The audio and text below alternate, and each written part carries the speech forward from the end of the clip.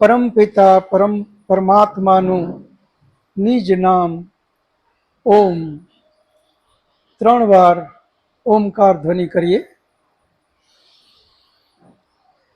ओ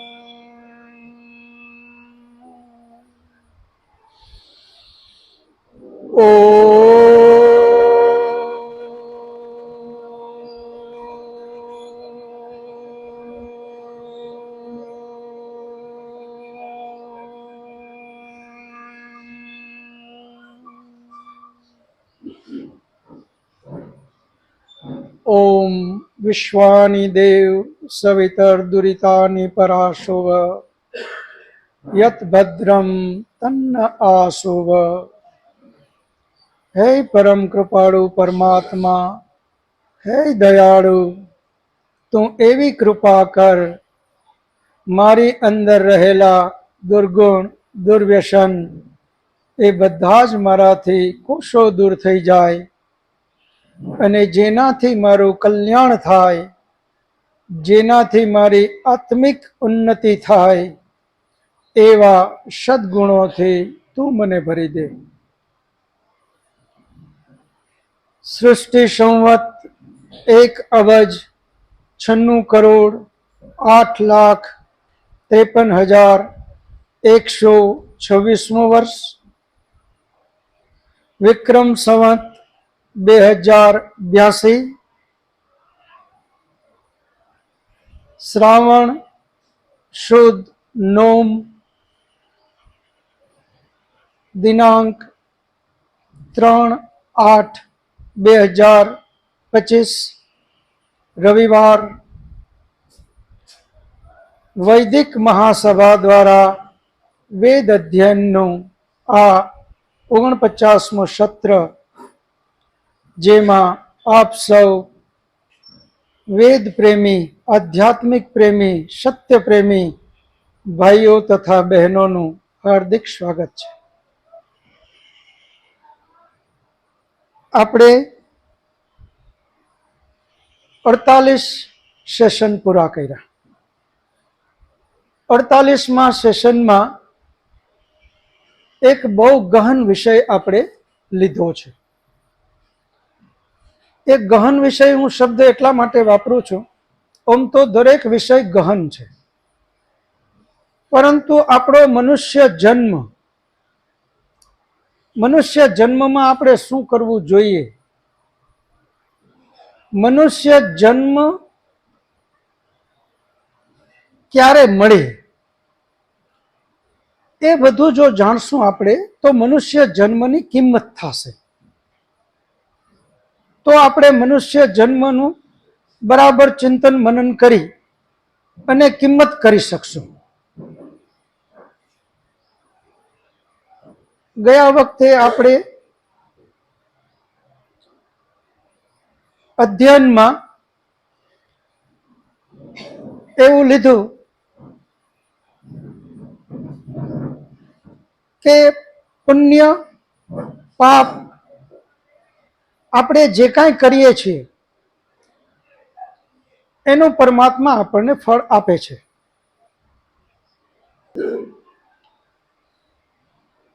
આપણે બધા સામાન્ય રીતે બધાના મોઢે એવું સાંભળતા હોઈએ છીએ કે ભાઈ હું તો સરળ જીવન જીવું છું, હું કોઈ દિવસ કોઈનું ખરાબ બોલતો નથી, ખરાબ કરતો નથી, ખરાબ લેતો નથી, અનીતિ કરતો નથી, તો હવે મને બીજી કાંઈ જરૂર નથી। આ જ ધર્મ। એક રીતે સાચી પણ વાત છે કે એ ધર્મનો જ એક ભાગ છે। કોઈનું ખોટું ન કરવું, ખોટું ન બોલવું, ખોટું ન લેવું, કોઈ દુઃખી થાય એવા શબ્દો ન કહેવા, કોઈનું લૂંટી ન લેવું. પરંતુ વેદનો એક નિયમ છે, જે ઈશ્વરે આજ્ઞા કરી આમ કરો એ પ્રમાણે જ આપણે જીવીએ, અને ઈશ્વરે આજ્ઞા કરી કે આમ ન કરો એ પ્રમાણે જ આપણે જીવવું જોઈએ. પરંતુ આપણે જેમ વાત કરી એમ વેદની અંદરમાં આજ્ઞા છે કે આમ કરો, આમ જીવો, આમ બોલો, આમ ખાઓ. જેટલી આજ્ઞા છે એ પ્રમાણે જીવવું, અને જેનો નિષેધ કર્યો, આ ન કરો, આમ ન બોલો, આમ ન ખાઓ, આ ન ખાઓ, એ બધું ન કરવું. એ ધર્મનો તો એક ભાગ છે, પરંતુ એની સાથે આપણે લોકોએ એ ચિંતન કરવાનું છે. સામાન્ય વ્યક્તિ આ બધું બોલે તો કઈ વાંધો નથી કે હું તો આ રીતે જીવું, ના ધર્મ છે. પરંતુ આપણે બધા વેદ અધ્યયન કરવા વાળા છીએ. આપણે જ્યાં છીએ ત્યાં આપણે રહેવું નથી. આપણે તો આધ્યાત્મમાં ખૂબ આગળ વધવું છે. હું એ કહેતો હતો કે આપણે બધા વેદ અધ્યયન કરવા વાળા છીએ, વેદ ચિંતન મનન કરવા વાળા છીએ. આપણે એક વ્યવહારિક દ્રષ્ટિએ આને સમજીએ. બેંકની અંદરમાં આપણું બેંક બેલેન્સ છે. એ બેંક બેલેન્સમાં બેંકના નિયમ એવો છે કે તમે ભાઈ આ પૈસામાં ખોટી રીતે કોઈના પૈસા જમા કરી દેશો તો ગુનો થશે, ખોટી રીતે ઉપાડી લેશો ખોટી સહી કરીને તો પણ ગુનો થશે. એના સિવાય એનો નિયમ એક એ પણ છે કે આમાં તમે જેટલા રૂપિયા જમા કરશો એટલું જ બેલેન્સ તમને મળશે. ખોટી રીતે જે વાત કરી છે એ આપણે કંઈ ન કરીએ તો આપણું બેંક બેલેન્સ વધે ખરું? આપણું બેંક બેલેન્સ વધે નહીં. એ જ રીતે પરમાત્માએ આપણને કીધું કે તમે ખોટું ન કરો, તો એ ખોટું ન કરવાની પાછળ પરમાત્માનો એ છે કે જો તમે બેંકમાંથી ખોટી રીતે કોકના પૈસા ઉપાડી લીધા તો ગુનેગાર થશો ને સજા મળશે. પરમાત્મા પણ આ જ વાત કરે છે. જો ખોટું કર્યું તો સજા પડશે, પણ માની લ્યો કે ખોટું નથી કર્યું તો સજામાંથી બચશું, પરંતુ પુણ્ય નહીં મળે. જે બેલેન્સ આપણું છે એમ જ રહેશે. પુણ્ય માટે તો મહેનત કરવી જ પડશે, પુણ્ય કમાવા માટે મહેનત કરવી જ પડશે. આપણે બધા સરળતાથી એવું માની બેસીએ છીએ કે મેં કોઈનું ખોટું લીધું નથી, ખોટું કર્યું નથી, ખોટું બોલ્યું નથી, ઈર્ષ્યા કરી નથી, દ્વેષ કર્યો નથી, એટલે મને તો હવે કઈ કરવાની જરૂર જ નહીં, હું તો સરળતાથી જીવન, પરમાત્મા મને મોક્ષ જ આપે. આવું નથી. એ નથી કર્યું એટલે પાપથી બચ્યા, એ સારી વાત છે. ન કરવું એ પણ ખૂબ સારી વાત છે, કારણ કે એક વખત તો આપણે આ બંધ કરશું તો જ પાછું ત્યાંથી આગળ ચાલી શકશું. અહીંયા એ અર્થ નથી કે આ નથી કરતા તો એ સારું નથી, ખૂબ સારું છે. પરંતુ આપણે વેદ ચિંતન કરનારા લોકો, આપણે લોકોએ અહીંયા સંતોષ માની લેવાનો નથી. આપણે આપણી યાત્રાને બેંક બેલેન્સ વધારવા માટે પુણ્યનું ભાથું ખૂબ બાંધવું પડશે. માત્ર ખોટું ન કરવાથી અટકી ગયા તો 0 ઉપર આવી ગયા, પરંતુ 0 ઉપર આપણે રહેવું નથી. આપણે તો પ્લસમાં જવું છે. એટલા માટે આપણે બધાએ સત્કર્મો ખૂબ જ કરવા પડશે. સત્કર્મ આપણે જેમ જેમ વધારતા જાશું એમ એમ આપણું બેંક બેલેન્સ વધતું જશે. મુખ્ય આપણો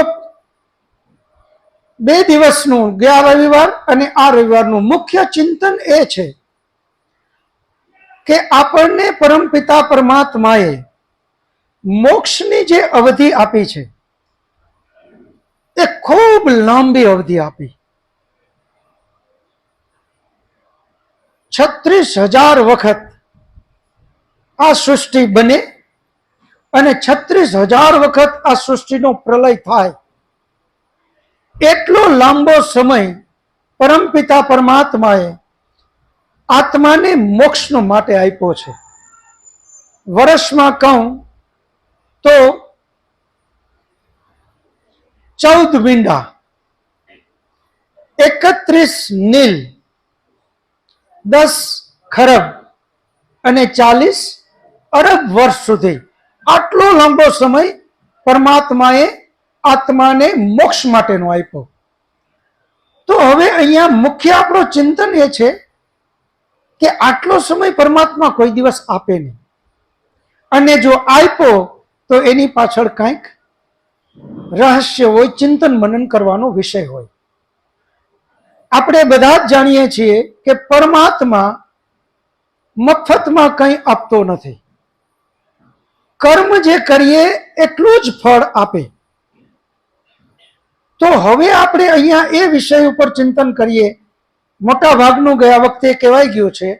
આ વખતે મૂળ ટોપિક ઉપર જ સીધો હું આવીશ, કારણ કે હવે પછીનો રવિવાર એ આપણે કૃષ્ણ કથા કરવાની છે, એટલે આજે આ ટોપિક પૂર્ણ કરવો છે. તો હવે આપણે જ્યારે મૂળ વિષય ઉપર આવું તો આ સંસારમાં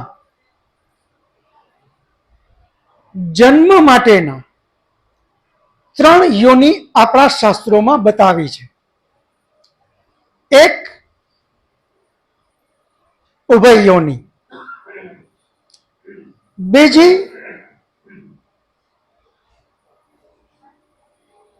કર્મ યોનિ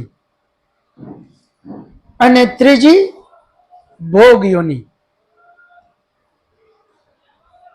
ઉભય યોનિ, કર્મ યોનિ અને ભોગ યોનિ. આગળ પણ આપણે ચિંતન કરેલું છે. પરમપિતા પરમાત્મા કર્મ પ્રમાણે જ આપણને ફળ આપે છે. એમાં આ 3 વસ્તુ લખી લેજો. ઉભય યોનિ, ઉભય યોનિ, કર્મ યોનિ અને ભોગ યોનિ. ઉભય એટલે 2, આપણે સામાન્ય રીતે બધા જાણીએ છીએ. ઉભય એટલે 2. જે જન્મની અંદરમાં આગળ કરેલા કર્મ એનું ફળ પણ ભોગવવાનું હોય અને નવા કર્મ પણ કરી શકીએ. આને ઉભય યોનિ કીધી. જે જન્મમાં આગળના કર્મોનું ફળ અને નવા કર્મ કરવા માટેના, પછી પાપ કે પુણ્ય ગમે તે, એ નવા કર્મનું આપણે કરી શકીએ. જૂનાનું ફળ અને નવાનું ફરી પાછું બનાવવું, આનું નામ છે ઉભય યોનિ. બીજી ભોગ યોનિ. એવો જન્મ, એવું શરીર કે જ્યાં માત્ર ભોગ ભોગવવાનો છે, યાની દંડ ભોગવવાનો છે. જ્યાં નવું કર્મ કરવા માટેનું અથવા તો એને જે કાંઈ કર્મ કરે એનું પાપ અથવા પુણ્યમાં કાંઈ જવાનું જ નથી, માત્ર ત્યાં દંડ ભોગવે છે. એનું નામ છે ભોગ યોનિ. અને ત્રીજું કર્મ યોનિ, જ્યાં આગળનું કાંઈ મળવાનું નથી અને નવેસરથી જ કર્મોની શરૂઆત કરવાનો છે. એનું નામ છે કર્મ યોનિ. હવે વિચારીએ કે ઉભય યોનિ જે છે એ માત્ર મનુષ્યને જ લાગુ પડે છે. ઉભય યોનિ એટલે માત્ર મનુષ્ય શરીર. મનુષ્ય શરીર જ એક એવું છે કે જ્યાં આપણને પરમાત્મા આપણા પૂર્વેના કર્મોના ફળ સ્વરૂપે અત્યારે આપણને જન્મ આપે છે. જેના જેવા કર્મ એ પ્રમાણે એનું ખૂબ ખૂબ સારું ઘર, આગળ આગળ એને સારા સુવિધાઓ, માતા પિતા, આ બધું મળતા જાય છે. એના સિવાય અત્યારે આપણે બધા જે કાંઈ કર્મ કરીએ છીએ, સારા અથવા ખરાબ, એનું પણ હિસાબ કિતાબ પરમાત્મા આપણને ચોપડામાં લખતો જાય છે. આગળનું ફળ અને નવું કર્મનું સર્જન એ માત્ર મનુષ્ય શરીરમાં જ મળે છે. એટલે આને ઉભય યોનિ કીધી. જ્યારે મનુષ્ય શરીરની અંદરમાં ખૂબ પાપ કર્યા છે અને પુણ્યના પર્સન્ટેજ ખૂબ ઓછા છે, એવા સમયે એને મનુષ્ય સિવાયના બાકીના શરીરમાં મોકલે છે. એનું નામ છે ભોગ યોનિ. તો મનુષ્ય શરીર સિવાય બાકીના જેટલા કીટ, પતંગ, પશુ, બેક્ટેરિયા, જળચર, થળચર જે કાંઈ આપણે જોઈએ છે એ છે ભોગ યોનિ. ત્યાં એના કર્મનો વિપાક યાની કર્મનો લેખાજોખા કઈ પરમાત્મા જોતો નથી. માત્ર એ જેલ છે, ત્યાં એને ભોગવવાનું જ માત્ર છે. એટલે એને ભોગ યોનિ કીધી. ત્યાં માત્ર ભોગવવાનું છે. ત્યાં એ શું કરે છે, સારું ખરાબ, આવી કોઈ વાત પરમાત્માના હિસાબમાં આવતી નથી. શાસ્ત્રીય ભાષામાં કહીએ તો ત્યાં કર્મનો વિપાક નથી. હવે ત્રીજી શરીર એ છે કર્મ યોનિ. હવે આ બે આવી ગયા તો હવે ત્રીજું કયું શરીર? મનુષ્ય આવી ગયા, બાકીના બધા જ જીવ આવી ગયા, જ્યાં જ્યાં જે આત્મા જન્મ લે છે બધા જ આવી ગયા. તો હવે ત્રીજું કર્મ યોનિ આવડી શું? તો આપણા વિદ્વાનો વેદ આધારે આપણને સમજાવે છે, એક જન્મ એવો છે કે જ્યાં આપણે આગળનું કાંઈ જ લઈ આવતા નથી. અને એ જન્મ એ છે જે આપણને 36,000 વખત સૃષ્ટિ બની અને પ્રલયનો જે કાળ આપણે મોક્ષમાં આપ્યો, એ મોક્ષમાં આપણા હવે કોઈ કર્મ છે નહીં.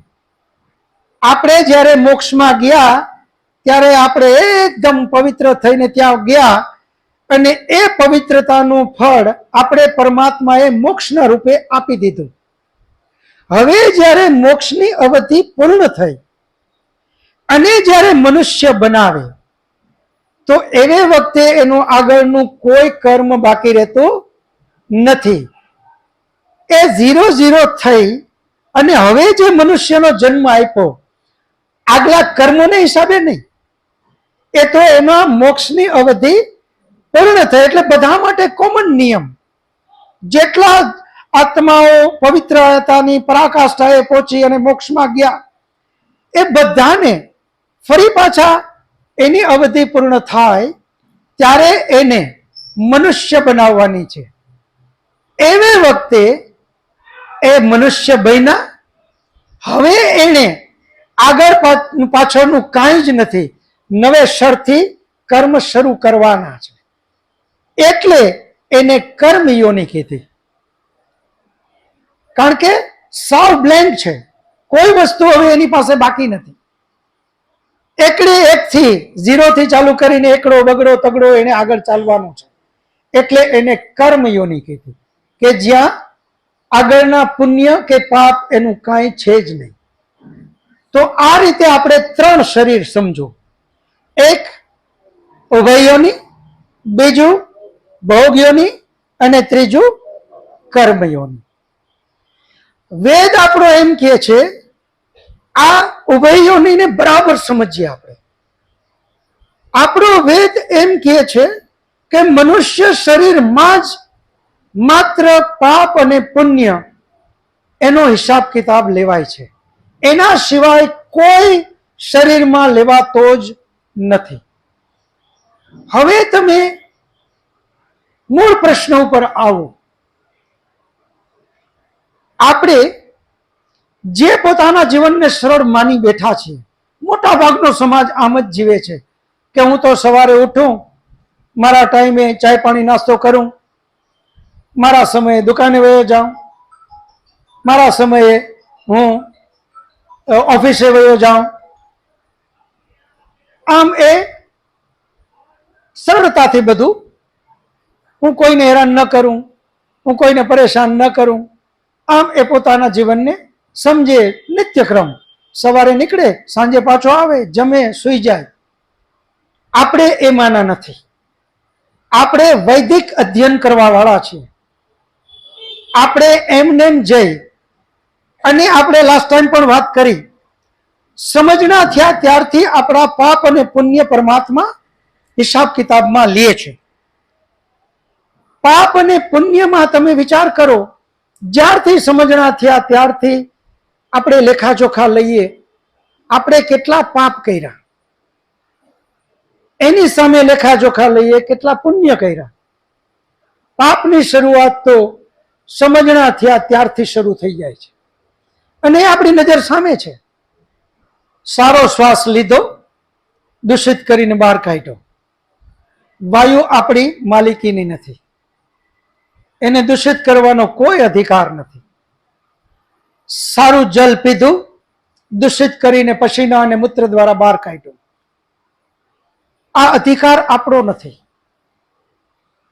સારું અન્ન ખાધું, મળ દ્વારા બહાર કાઢ્યું. કોઈ પણ પ્રક્રિયાઓ આપણે કરીએ છીએ, એ બધી જ પ્રક્રિયાઓને તમે એક સાઈડમાં લખો.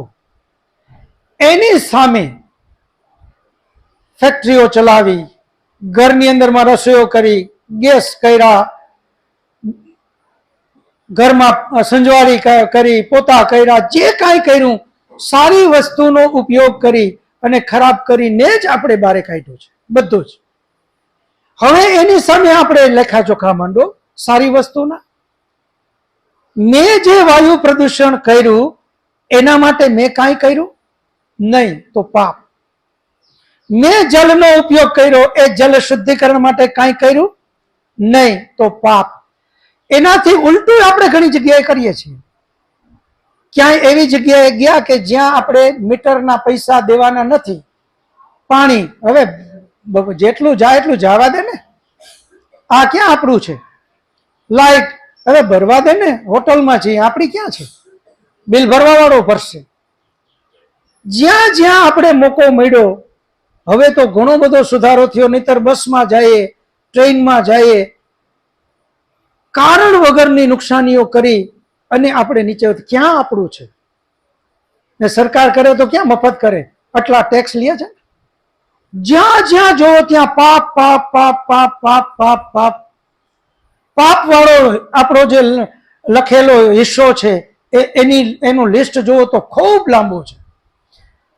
એની સામે હવે બધા જ આપણે આજે સાંજે ઘરે જઈ અને ચિંતન કરશું કે આપણે પુણ્ય માટે શું શું કર્યું.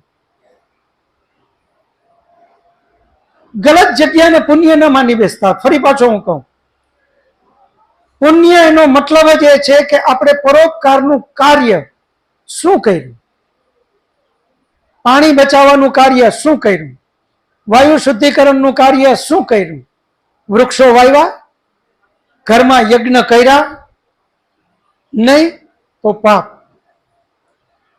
આપણે ઈશ્વરે પૈસો આટલો બધો દીધો, એ પૈસામાંથી ખરેખર જ્યાં જરૂરિયાત છે, જે આપણી સાથે કામ કરે છે, જે આપણા નજીકના મિત્રો સગાવાલા છે, જેને આપણે જાણીએ છીએ કે આને ખરેખર જરૂર છે, એવી જગ્યાએ જઈને ક્યારે આપણે એને સહારો આપ્યો નહીં, તો પાપ. દરેક જગ્યાએ આપણે વિચાર કરો તો અહીંયા હવે હું આપણા માટે ચિંતન માટે આવું. આપણે બધા અહીંયા જેટલા આવડી મોટી સંખ્યામાં ભેગા થઈએ છીએ, એક વસ્તુ આપણે બધાને સંતોષકારક આપણા માટે છે કે આપણે પૂર્વે ખૂબ સારા કર્મો કરેલા છે. એનું આ સીધું પરિણામ છે કે આપણે ખૂબ સારા ઘરમાં જન્મ્યા છીએ, ખૂબ સારી સુવિધાઓ આપણને મળેલી છે, ખૂબ સારા માતા પિતા મળ્યા છે, ખૂબ સારો પરિવાર મળ્યો છે, દરેક રીતે આપણે બાકીના લોકોને જોઈએ તો ખૂબ આપણે સુખી છીએ. પરમાત્મા મફત આપતો નથી. આપણા પૂર્વે કરેલા ખૂબ સારા કર્મો, એનું ફળ અત્યારે આ જન્મ છે. એના કરતા વિશેષ આપણા બધાના પેલા પૂર્વે ખૂબ સારા કર્મો, એનું સીધું ઉદાહરણ એ છે કે આપણે બધા આ વેદ અધ્યયન કરવા જેવા ગહન વિષય ઉપર અહીંયા આપણે ભેગા થયા છીએ. આ પણ આપણા ખૂબ સારા કર્મનું એક ફળ છે. જો આપણા કર્મ સારા ન હોય તો અહીંયા ક્યારેય આવી જ ના શકીએ. અહીંયા બધાને તમે એકબીજાને જોઈ લેજો, એવો કોઈ ચહેરો અહીંયા આવે છે કે જે અહીંયા આવવો જોઈએ નહીં. અને અહીંયા આવેલો એક પણ ચહેરો એવી જગ્યાએ ક્યારેય જોવા નહીં મળે કે જ્યાં હોવો જોઈએ નહીં. એ ક્યારેય ત્યાં નહીં જાય. આનો મતલબ જ આપણે ખૂબ સારા કર્મો કર્યા છે. હવે માત્ર આપણે એટલું જ વિચારવાનું છે કે જે પૂર્વે કરેલા ખૂબ સારા કર્મોને હિસાબે અહીંયા પહોંચ્યા, હજી આપણી યાત્રાને વેદ અધ્યયન કરી અને ખૂબ આગળ વધારવી છે. આપણે હવે અહીંયા બ્રેક નથી મારી દેવી. આપણે લોકોએ ખૂબ આગળ વધવું છે. આજે જ્યાં છીએ ત્યાં આવતા જન્મમાં હજુ આગળ વધીએ, ખૂબ આગળ વધીએ. એ વધતા વધતા વધતા વધતા છેક મોક્ષ સુધીની યાત્રા સુધી પહોંચીએ. આ વેદ અધ્યયનનો નિચોડ છે. હવે વાત આવે છે કે પરમપિતા પરમાત્મા મોક્ષની આટલી બધી લાંબી અવધિ શું કામે આપે? આ વિષયને તમે આજે બરાબર સમજીને જાજો. ક્યારે પણ જીવનમાં ગલત વિચાર આવતો હશે તો પણ નહીં આવે.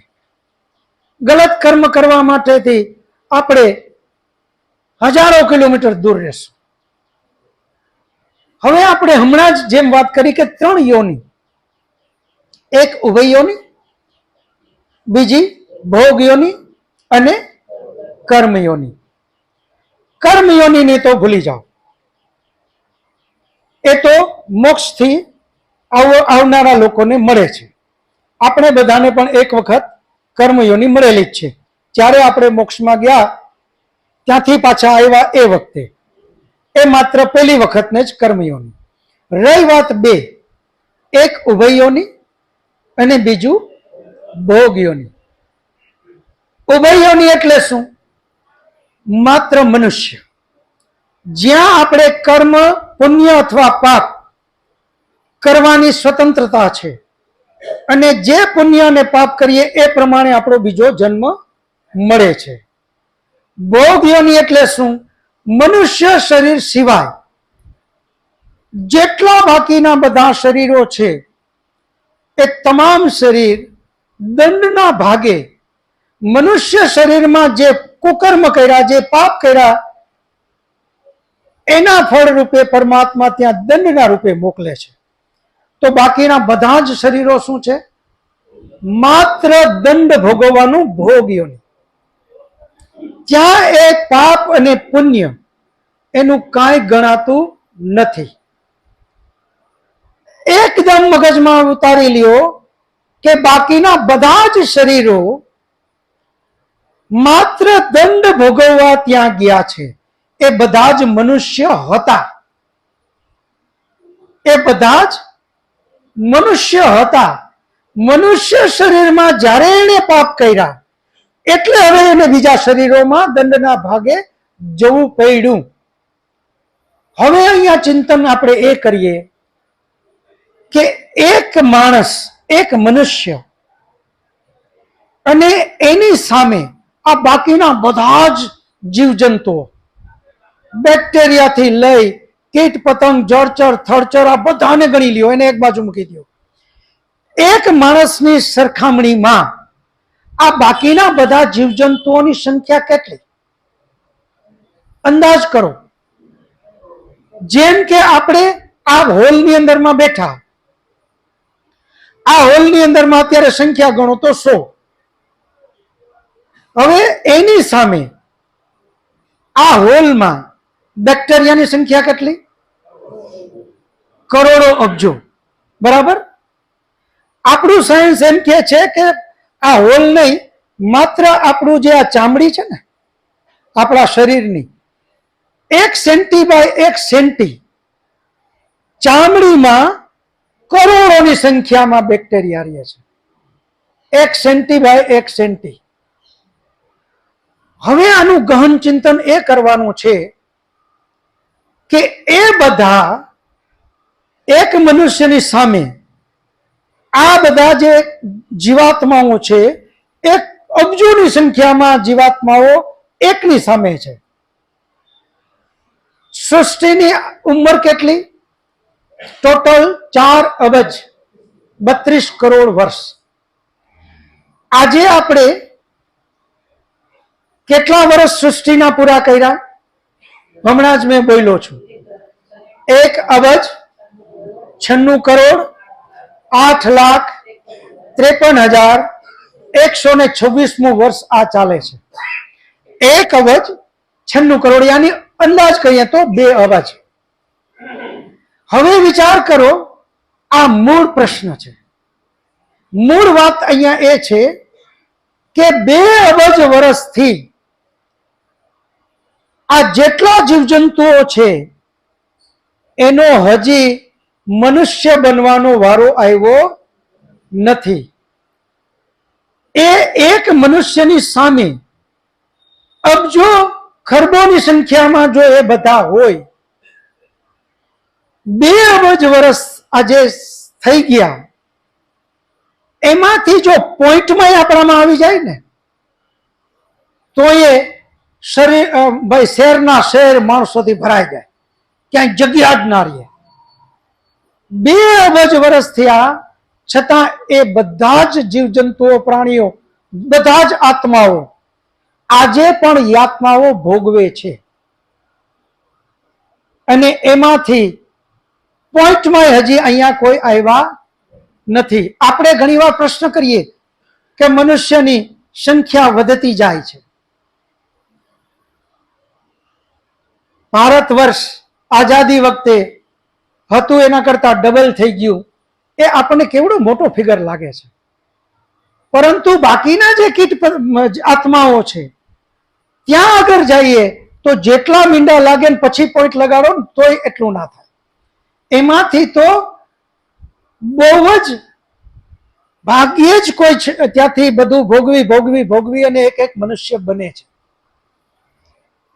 એનો અર્થ એ થાય કે આ 2 અબજ વર્ષમાં જો એ પોઈન્ટમાં અહીંયા નથી પાછા આવી શક્યા તો હવે આ સૃષ્ટિની અડધી ઉંમર તો થઈ ગઈ. સૃષ્ટિની પૂરી ઉંમર ત્યાં છે. સૃષ્ટિની પૂરી ઉંમર તો 4 અબજ 32 કરોડ. એમાં તો સૃષ્ટિ પૂર્ણ થઈ જાય. અડધે પહોંચ્યા હોય અને જો પોઈન્ટમાં કોઈ ના આવ્યા હોય તો આ લોકો કેટલી સૃષ્ટિ ભોગવશે? એનો અર્થ એ થાય કે જે પરમાત્માએ અત્યારે મોક્ષની અવધિ આપી છે, 36,000 વખત સૃષ્ટિનું બનવું અને 36,000 વખત સૃષ્ટિનો પ્રલય થવો, એના કરતા પણ અનેક ગણું વધારે આ બાકીના બધા જ આત્માઓએ યાતના ભોગવવાની છે. એ યાતનાઓ ભોગવતા જે મોક્ષની અવધિ છે એના કરતા અનેક ગણું વધારે યાતના ભોગવી અને આપણે આજે અહીંયા પહોંચ્યા છે. આ મનુષ્ય જન્મની કિંમત છે. આને આપણે સામાન્ય ગણી અને સરળ જીવન જીવીએ છીએ. આમાં બહુ સંતોષ ન માની એટલા સારા કર્મ કરવામાં આગળ વધીએ કે જ્યાં આપણને મોક્ષની જે અવધિ છે એ બરાબર મગજમાં રાખજો. જ્યારે પહેલી વાર મેં આ શબ્દ સાંભળ્યો, આંકડો સાંભળ્યો કે પરમાત્મા આટલી મોક્ષની અવધિ આપે, ત્યારે મને એમ થયું કે આમાં કાંઈક ભૂલ છે. આટલી લાંબી અવધિ આપે નહીં. પરંતુ વિદ્વાનો પાસેથી જ્યારે આ ચિંતન મનન સાંભળ્યું કે ભાઈ મોક્ષ સુધી પહોંચવા માટે તો આ જે અવધિ છે એના કરતા અનેક ગણી અવધિ આપણે યાતનાઓ ભોગવી ચૂક્યા છે, એટલે પરમાત્મા આપણને ઇનામના ભાગે એના કરતા ઘણું ઓછું છતાં એને આટલું તો દેવું જ પડે એમ છે કે 36,000 વખત મોક્ષ સૃષ્ટિનું બનવું અને પ્રલય એટલું મોક્ષની અવધિ. આ આપણે આજના ચિંતનમાં આ ખાસ લઈને જઈએ. 3 યોની, ઉભય યોની, ભોગ યોની અને કર્મ યોની. આપણે ઉભય યોનીમાં છીએ. આપણા જ કર્મનું માત્ર હિસાબ કિતાબ પરમાત્મા રાખે છે. બાકીના બધા જ જેટલા શરીર છે એ માત્ર દંડ ભોગવવાના છે. ફરી આપણે ત્યાં જવું નથી. આપણે આપણી યાત્રાને ખૂબ આગળ વધારવી છે. ખૂબ ચિંતન મનન કરીએ, સાધના કરીએ, ઉપાસના કરીએ અને એ રીતે આપણે ખૂબ આગળ વધીએ. હવે જેમનો પ્રશ્ન હોય એ હાથ ઊંચો કરે, પોતાનું નામ બોલશે અને પછી પ્રશ્ન કરશે. મારો પ્રશ્ન એ છે કે ગઈ વખતે આપણે કીધું કે 50% કર્મો થાય તો મનુષ્યનો અવતાર મળે, અને એમાં એવું કીધું કે એમાં પુણ્ય જ વપરાય, તો પાપ કેમ ન વપરાય? ધારો કે આપણે એમ ગણીએ કે ભાઈ કોઈ થિયેટરમાં આપણે ગયા, આપણે 500 વાળી ટિકિટ, 300 વાળી ટિકિટ, 200 વાળી, તો એ પ્રમાણે આપણને ત્યાંનો ડોરકીપર કહી આપણને બેસાડે અને બેસાડીને ટિકિટ ફાડી નાખે છે. તો એનો મતલબ પુણ્ય પણ ખલાસ થઈ ગયો અને પાપ પણ ખલાસ થઈ ગયું હોય, તો એમાં પુણ્ય જ કેમ વપરાય? અને બીજો પ્રશ્ન એ છે કે જે મંદબુદ્ધિના છે, જે વર્ષોથી 40, 50 વર્ષ, 60 વર્ષ જીવે છે, એ ખાલી આનંદ કરે છે, એનો દ્વેષ ભાવ કોઈ નથી હોતું, તો એને જીવન પૂરું થાય તો એને એ શું ગણાય, એમ શેમાં મળે? કિશોરભાઈનો પ્રશ્ન એ છે કે આપણે જેમ ગયા વખતે વાત કરી કે મનુષ્ય જન્મ મળે ત્યારે માત્ર પુણ્ય વપરાય, આવું કેમ? તો એનો જવાબ એ છે કે જ્યારે એના બે પાસા તમે વિચાર કરશો તો જવાબ તરત સારી રીતે મળશે.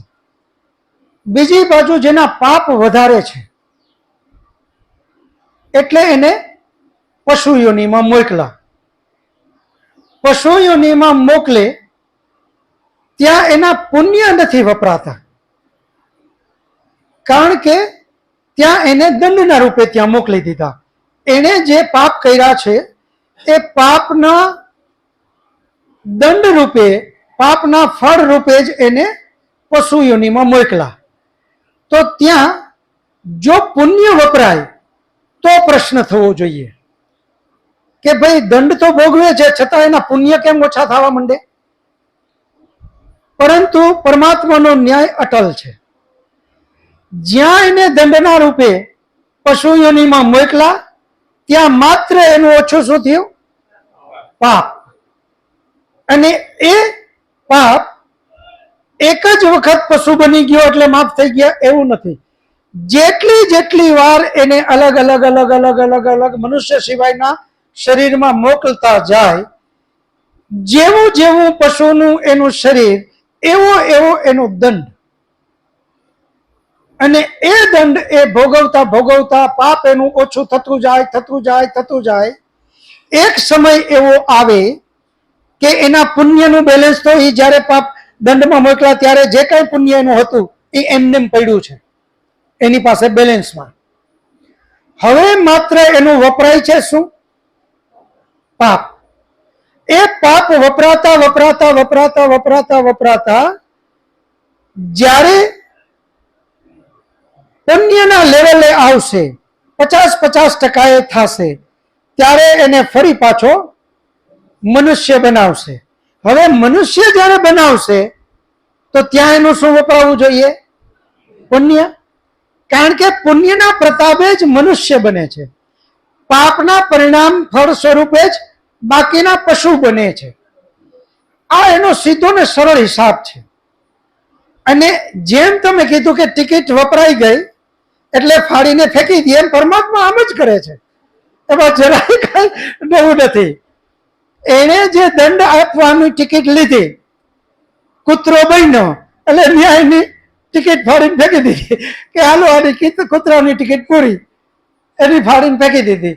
પણ પછી પાછી લાઈન લાગી છે, પછી એને બિલાડાની ટિકિટ, પછી મચ્છર, માકડ, તો કેટલા બધા, એ બધી ટિકિટો જેથી ફળાય અને જ્યારે થાય કે હવે આનું લેવલ પાપ અને પુણ્યનું બરાબર થયું, ત્યારે હવે પુણ્યની ટિકિટ માટે મનુષ્યની વાત આવી કે હવે આને મનુષ્ય બનાવવાનો છે, તો એ ટિકિટ ફાળવી તો પડશે ને, નહીતર તો પુણ્ય તો એમને એમ રહી જાય. તો પુણ્યનું એને ફળ શું કામ આપ્યું? જ્યાં સુધી જવાબ પૂરો ન થાય એટલે બીજો પ્રશ્ન પાછો એ આમાં જ કરજો. એટલે જ્યારે આપણે એ ટિકિટની વાત કરીએ છીએ કે ભાઈ આને હવે મનુષ્ય બનાવવો છે, તો નિયમ એ છે કે 50-50% પાપ અને પુણ્ય. પરંતુ મનુષ્ય બનવા માટે એને કઈ પુણ્ય તો ખર્ચ કરવું જ પડશે.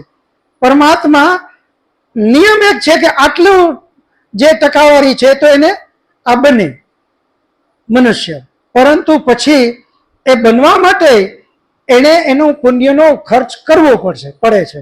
પુણ્યના ખર્ચ વગર પરમાત્મા કાંઈ જ આપતો નથી. બીજી વખતે જ્યારે એને ખૂબ ખરાબ કર્યા તો વળી પાછો સારા કર્યા તો ખૂબ સારી જગ્યાએ, એમ એનું જે સારા કર્મ કર્યા છે એનું બેલેન્સ જ્યારે મનુષ્યમાં સારી સારી જગ્યાએ જન્મ મળશે તો એ ખર્ચ થશે અને ખર્ચ થતું જશે. જેમ ખર્ચ થાય એમ આપણે પુણ્ય વધારે કરવું પણ પડશે. એટલા માટે જ આ ચિંતન કરવા બેઠા છીએ આપણે, કે આપણે એમ ન માની બેસીએ કે આપણે તો ખૂબ સારો જન્મ મળ્યો, આપણા પુણ્યનો પ્રતાપ છે. એ પુણ્યના પ્રતાપ છે એ 100%, પરંતુ ફરી પાછો આપણે સારો જન્મ લેવો છે તો એ પુણ્ય કર્યા વગર આપણી પાસે કોઈ વિકલ્પ નથી. હવે પ્રશ્ન બચે તો કોઈ કરો અથવા બીજા કોઈ. ખ્યાલ હોય છે, ખ્યાલ નથી હોતો ત્યારે પાપ અથવા પુણ્ય શું છે એ કરીએ. ધારો કે એક પારધી એના કુટુંબના નિભાવ માટે શિકાર કરીને ખવડાવે, પછી એને ખ્યાલ આવે કે આ પાપ છે, ત્યારથી એ પુણ્યના કામ. તો આગળનું જે કર્મ કર્યું એ કર્મ શેમાં ગણાવું? બહુ સરસ. ગોવિંદભાઈ માટે તાળીઓ પાડો. કોઈ માણસ છે એ પાપ કે પુણ્ય જાણ્યા વગર જ કરવા માંડે, પછી એને ખબર પડે કે આ તો હું પાપનું કર્મ કરું એટલે એ છોડી દે અને પછી એ પુણ્ય કરવા માંડે. વેદનો નિયમ એવો છે કે એક તો પેલો પ્રશ્ન જ્યાં છે કે જાણ્યા વગર પાપ કરવા માંડે, તો આવું તો ભાગ્યે જ ક્યારેય શક્ય હશે. કોઈ ઉદાહરણ મારા મગજમાં અત્યારે આવતું નથી, છતાં કોઈના મગજમાં આવે તો એ મને કહેજો. બધા જ ને જાણીએ છીએ, બધાને પરમપિતા પરમાત્માએ વિશિષ્ટ વિવેક બુદ્ધિ આપી. વિશિષ્ટ વિવેક બુદ્ધિ સૃષ્ટિની શરૂઆતમાં પરમપિતા પરમાત્માએ વેદ સ્વરૂપે મનુષ્યોને આપ્યા. આ પ્રશ્ન આપણે ત્યારે કરી શકતા હોત જો પરમાત્માએ વેદનું જ્ઞાન ન દીધું હોત, તો આપણે એને દોષારોપણ કરી શકત કે પરમાત્મા અમને ખબર જ નહોતી કે સારું શું અને ખરાબ શું, પાપ શું અને પુણ્ય શું, એટલા માટે અમે કરી બેઠા. પરંતુ પરમાત્માને ખબર જ હતી કે આ પ્રશ્ન આવશે. એ સર્વજ્ઞ છે, જ્ઞાનમાં સર્વોપરી છે. એ જાણે છે કે આને મારે આ જ્ઞાન આપવું પડશે, તો જ હું એને કહી શકીશ કે હવે તું કર્મ કરવામાં સ્વતંત્ર અને ફળ હું આપીશ. તો પરમાત્માએ આપણને કર્મ કરવા માટે સ્વતંત્ર એટલા માટે બનાવ્યા, એક તો વિશિષ્ટ વિવેક બુદ્ધિ રૂપી સાધન આપ્યું આત્માને, અને બીજું વેદ રૂપી જ્ઞાન આપ્યું, જ્યાં સારું અને ખરાબ આ બધું જ જ્ઞાન આપેલું છે. કોઈ મનુષ્ય એવો નથી કે જેને આ ખબર નથી.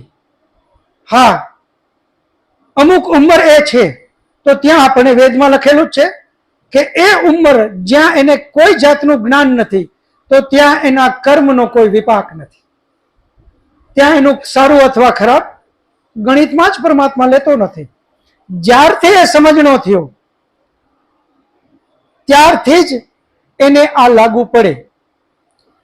તમે જે પ્રશ્ન કર્યો કે એક શિકારી શિકાર કરવા ગયો, એનો અર્થ એ થાય કે એને એટલી બુદ્ધિ છે જ કે મારે મારું પેટ ભરવું છે, મારે મારા પરિવારનું પેટ ભરવું છે, તો મારે કંઈક ખાવું પડશે.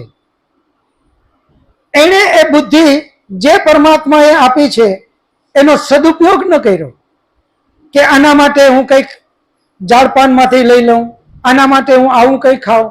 એને બદલે એ વિશિષ્ટ વિવેક બુદ્ધિનો દુરુપયોગ કર્યો અને એક હત્યા કરી, અત્યાચાર કરી, એક આત્માને હનન કરી અને એ મૃત શરીર લઈ આવી અને એને ખાવાનો એને પ્રયત્ન કર્યો. આ જાણીને જોઈને પણ પાપ છે અને અજાણતા પણ પાપ જ છે. પાપ પાપ જ રહે છે. પાપ કોઈ દિવસ માફ થતું નથી. હા, એનો અર્થ એ નથી કે હવે એને આ પાપ જ કર્યા છે તો એને સારા રસ્તે આવવાનો અધિકાર જ નથી. આવું નથી. જે ભૂલ થઈ ગઈ જાણી જોઈને જ કેમ નથી, અજાણની છોડી દો, જાણી જોઈને જ ભૂલ કરી, પણ જ્યારે પ્રાયશ્ચિત થયું અને જ્યારે એમ લાગ્યું કે આ ખોટું થઈ ગયું ત્યારથી એ સુધરે, સત્કર્મ કરે. જે ભૂલ થઈ એનો દંડ પરમાત્મા આપશે જ, પરંતુ એટલું તો નક્કી છે કે હવે આપણે જે કર્મ સારા કરીએ છીએ એનું પણ ફળ પરમાત્મા આપે ને આપે જ. તો એ જે ખાસ ખરાબ કર્મો છે એને ભોગવવા માટે જ્યારે સદબુદ્ધિ આવશે, જ્યારે સત્કર્મ કરવાના વિચારો આવશે, ત્યારે એનો વિલ પાવર પણ પરમાત્મા આપોઆપ વધારશે. એને જ્ઞાનનું, એનો જે જ્ઞાનનો લેવલ છે એ પણ જ્ઞાનની કક્ષા પરમાત્મા આપોઆપ વધારશે. એક દુઃખ જ્યારે પાપાચારી હતો અને એની સામે કંઈ આવી જાય તો ગમે એટલો હિંમત વાળો હશે પણ પાપી માણસનો આત્મવિશ્વાસ ખૂબ કમજોર હશે. એ તરત જ ડરી જશે, તરત જ એ ભયભીત થઈ જશે. જ્યારે એ જ વ્યક્તિ સદાચાર ઉપર આવે, પુણ્યના કાર્ય કરવા માંડે તો અંદરથી એને ઉત્સાહ મળશે, અંદરથી એને બળ મળશે. ગમે તેવું દુઃખ આવે એને તરત જ રસ્તો કાઢશે કે આ મારા ખરાબ કર્મનું ફળ છે. એ પરમાત્મા જે મારું ખરાબ કર્મનું ફળ હોય તો આપી દે, હું ભોગવવા તૈયાર છું. એ નિરાશ નહીં થાય, એ હતાશ નહીં થાય, એ દુઃખથી ભાગવાનો પ્રયત્ન નહીં કરે. આધ્યાત્મ, આનું જ નામ આધ્યાત્મ. એ પરમ પિતા પરમાત્મા એને ખૂબ અંદરથી પ્રેરણા અને બળ આપે છે. કિશોરભાઈનો હજી કઈ પ્રશ્ન છે એમની પાસે. કે ભાઈ દંડ ભોગવવા માટે જ આવે છે અને એનું એમાં પાપ નો વપરાય છે. તો ઘણા પશુઓની આપણે જોઈ છીએ કે બિલાડી, પછી કૂતરા કે જે આલિશાન ગાડીઓમાં ફરતા હોય છે, એને ખાવા માટે કોઈ મહેનત નથી કરવી પડતી, તો એમાં એનું પુણ્ય વપરાય.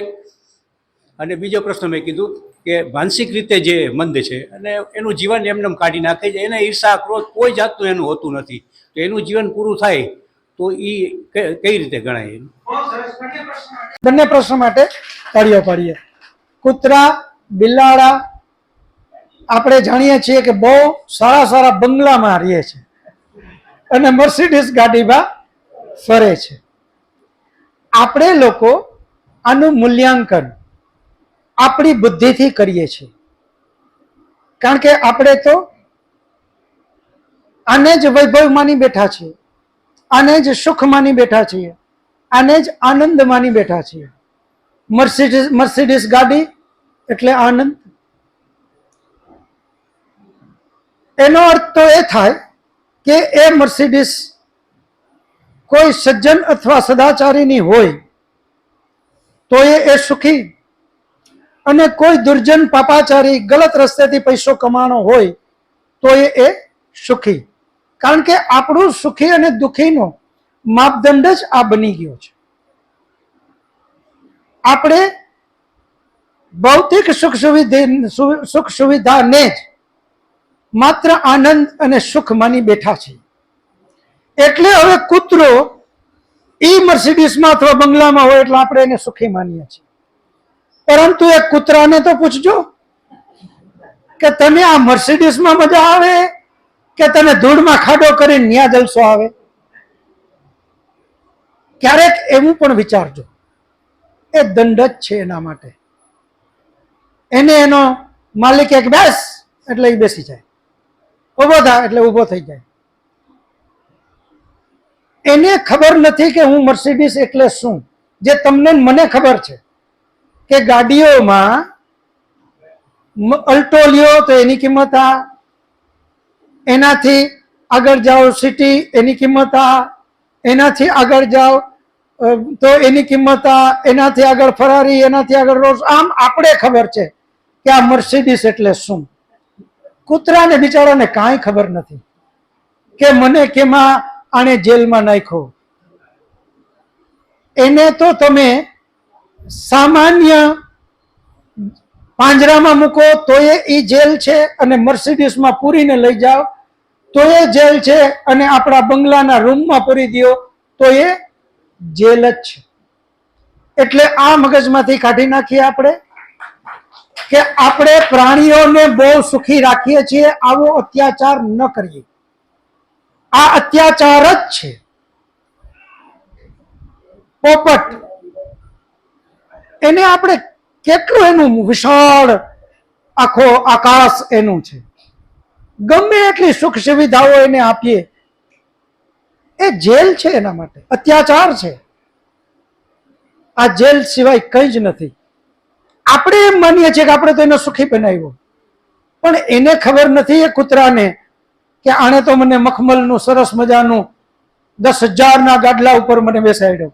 એને ક્યાં ખબર છે? એને તો મોકો મળ્યો એટલે બટકા ભરીને એને ફાડી જ નાખવાનો છે, તોડી જ નાખવાનો છે. એને કાંઈ લેવું, એ વેલ્યુ એની નથી.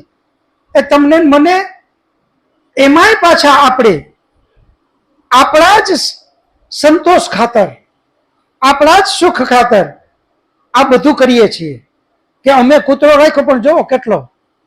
એ આપણે કોકને બતાવવું છે. આ જોઈ લ્યો, એના માટેનું પંખો એની ઉપર, કુલર એની સામે. ઓલાને કાંઈ લેવા દેવા નથી એ કુલરના ને પંખાના ને એ ગાડલાના ને એ સોફાને. એને તો છોડો એટલે એ પરબારો જ રાજી થઈ જાય કે ભાઈ આજ મજા આવી ગઈ. એટલે એવું આપણે ક્યાંય ન માનીએ અને અત્યાચાર ક્યાંય ન કરીએ. ફરી પાછો કહું કે આપણે ચિંતન મનન કરવા માટે આપણે અહીંયા ભેગા થઈએ છીએ. આવા પ્રશ્નો કરજો જ. આ પ્રશ્નો આપણા છે. ત્યાં ભરતભાઈ પાસે વયા જાઓ. ભરતભાઈ ગોરેચા, ઘણીવાર વિશિષ્ટ વિવેક બુદ્ધિ મનુષ્યને આપેલી છે, એનો ઉપયોગ કરી શકતા નથી. દાખલા તરીકે કોઈ પરવશ સ્ત્રી અથવા તો પરવશ કોઈ ગુલામ, એની પાસે વિશેષ વિવેક બુદ્ધિ છે કે આ આપણે કરી શકતા નથી, કરવી ન જોઈએ, અને એને ખબર છે છતાં પણ ફરજિયાત કરવી પડે છે. આ સ્થિતિને આ ભોગયોની ન કહેવાય? બહુ સરસ, બહુ સરસ. ભરતભાઈ માટે તાળીઓ પાડો. આમ તો એક પ્રશ્ન હજુ કિશોરભાઈનો પણ બાકી રહી ગયો હતો. એ આ સુસંગત છે એટલે બંનેનો જ એકી સાથે જવાબ આપી દઉં.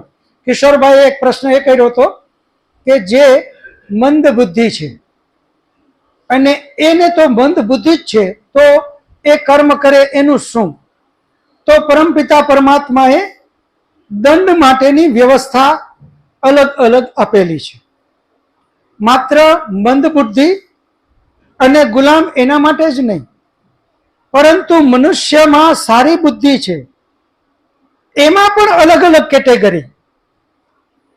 કે જે બહુ જ્ઞાની નથી, કંઈ જાણતો નથી, અને એક પાપ કરે તો એનો દંડ, એનાથી મધ્યમ વર્ગની બુદ્ધિ વાળો, જ્ઞાન વાળો, જેની પાસે મધ્યમ કક્ષાનું જ્ઞાન છે, એ જ પાપ એ કરે તો એનો દંડ, અને એક ખૂબ વિદ્વાન જેને આ બધું જ જ્ઞાન છે અને એ જ પાપ એ કરે તો એનો દંડ. ત્રણેય માટે અલગ અલગ દંડ છે.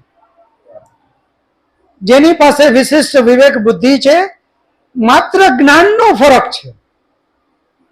એક બહુ વિદ્વાન અને જ્ઞાની જે પાપ કરે છે તો એનો દંડ બહુ વધારે છે, મધ્યમ એનો ઓછો છે, અને બિલકુલ ઓછી બુદ્ધિ જ્ઞાનમાં તો એનો દંડ એના કરતા ઓછો છે. પાપ એક જ છે, પરંતુ દંડની માત્રા, તીવ્રતા એમાં ફરક છે. એ જ રીતે જો એમાં પણ ફરક હોય તો હવે તો વાત આવી બિલકુલ મંદ બુદ્ધિ. જન્મજાત જ એના શરીરમાં કોઈ એવી ખોટ ખાપણ આવી અને એની બુદ્ધિ કામ જ કરતી નથી, તો હવે એના પાપ અને પુણ્યનું પરમાત્મા લેખાજોખા લેશે નહીં, કારણ કે એ વિચારી જ નથી શકતો. એની જે વિચાર કરવાની શક્તિ છે એ વિચાર કરવાની શક્તિ જ છે નહીં. હવે જેની પાસે વિચાર કરવાની શક્તિ જ નથી અને એ પાછો પરમાત્મા તો સારી રીતે જાણે છે, એ તો ન્યાયકારી છે, એને બધાના અંદર બહાર વિચાર બધું જ એ જાણે છે, અને એ જાણતો હોય એટલે હવે એ પ્રમાણે જ એના કર્મ કરે. રહી વાત ભરતભાઈના પ્રશ્નની કે કોઈ ગુલામ છે અને વિશિષ્ટ વિવેક બુદ્ધિ વાળો છે, તો હવે તમે મને એક જવાબ આપો. એની પાસે વિશિષ્ટ વિવેક બુદ્ધિ એ છે, જ્ઞાન પણ છે કે આ ખોટું કરું છું, તો એને એના ઉપર એટલોય વિશ્વાસ નહીં કે એ જગ્યા છોડી દે. એને એટલોય વિશ્વાસ નહીં, એને ખોટું કરવું શું કામ પડે છે? એને પોતાના માટે જ ને, પોતાનું રોજીરોટી માટે, આવી કોઈ પણ વાત એવી જ વાત હશે. જો પોતાની રોજીરોટી માટે ખોટા કાર્યમાં સહભાગી થાય તો એ પાપનો ભાગીદાર છે અને છે જ. પરમાત્માનો ન્યાય એને જ કહેવાય કે ત્યાં કોઈ મજબૂરી હોતી જ નથી. આપણે લોકો એને મજબૂરીનો ડ્રેસ પહેરાવી દઈએ છીએ, ખરેખર મજબૂરી કોઈ જ હોતી નથી.